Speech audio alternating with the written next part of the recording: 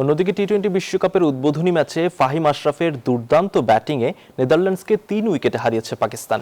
এদিকে কলকাতার ইডেন গার্ডেন্সে স্কটল্যান্ডের বিপক্ষে 35 রানে জয় তুলে নিয়েছে ওয়েস্ট ইন্ডিজ।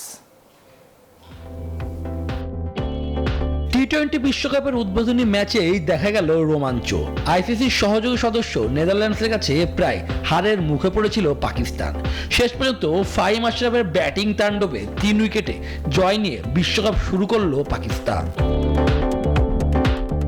কলম্বোর সিংহলিজ স্পোর্টস গ্রাউন্ডে টস জিতে নেদারল্যান্ডসকে ব্যাটিংয়ে পাঠায় সালমান আলী আঘার দল।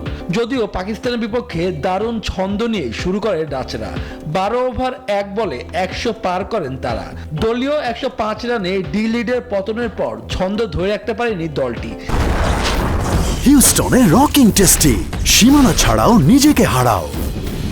শেষ পর্যন্ত সব কয়টি উইকেট হারিয়ে 147 রানে ইনিংস শেষ করে স্কট এডওয়ার্ডের দল। সর্বোচ্চ 37 রান করেন অধিনায়ক।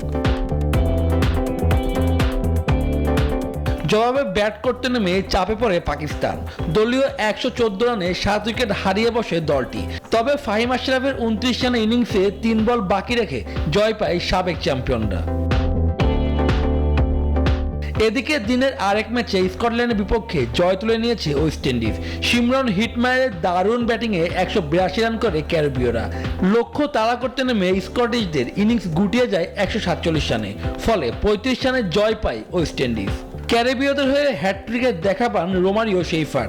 এটি চলতি বিশ্বকাপের প্রথম হ্যাটট্রিক। শুভদেবনাথ, নিউজ 24।